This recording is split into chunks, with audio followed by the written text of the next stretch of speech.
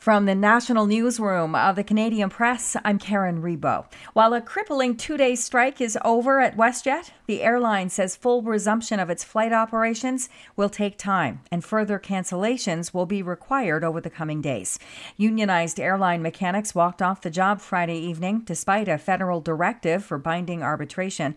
The walkout forced the cancellation of 829 flights since Thursday, and although a tentative agreement to end the strike came late Sunday night, WestJet canceled another 214 flights for yesterday and 27 more today.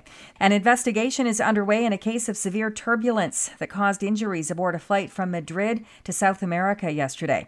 The Air Europa flight from Spain to Uruguay was carrying 325 passengers when it hit turbulence over the Atlantic and made an emergency landing in Brazil. One passenger said the plane suddenly destabilized and went into a dive, sending those who weren't wearing seatbelts flying. Nearly 36 passengers were injured, including one who was stuck in the ceiling of the aircraft.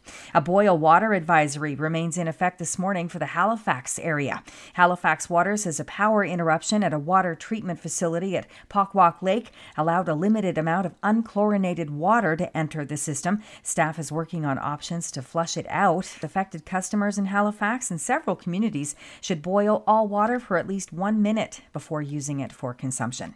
The U.S. Supreme Court yesterday ruled for the first time that former presidents have broad immunity from prosecution. The ruling reflected a muscular view of presidential power and left dissenting judges to criticize it as undermining a core democratic principle that no person is above the law. Reporter Andrew Dimbert has more on President Joe Biden's critical reaction. The president is now a king above the law. President Biden last night condemned the Supreme Court's ruling and quoted Justice Sotomayor's scathing dissent. With fear for our democracy, I dissent. Sotomayor, in her dissent, claimed that a president could now conceivably order an assassination without consequence. The decision extends the delay in the Washington criminal case against former President Donald Trump on charges he plotted to overturn his 2020 election loss. And the outer bands of Hurricane Beryl could impact southern portions of the Dominican Republic and Haiti beginning late today into Wednesday. A hurricane warning is in effect for the island of Jamaica overnight, too, due to the Category 5 storm.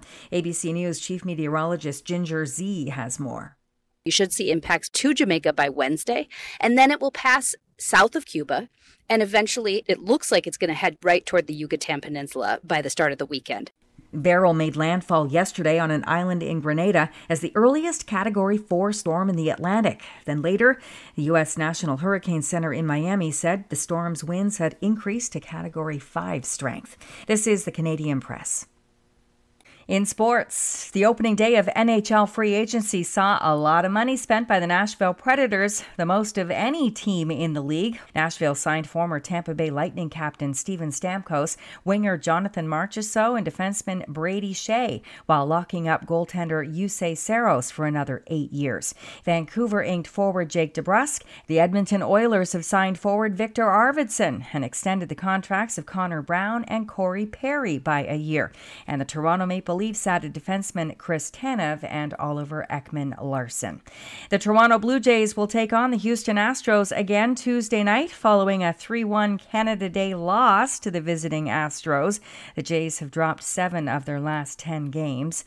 And there is word Klay Thompson is moving on from the Golden State Warriors, with the 4-time league champion agreeing to join the Western Conference champion Dallas Mavericks. From the Canadian Press, I'm Karen Rebo.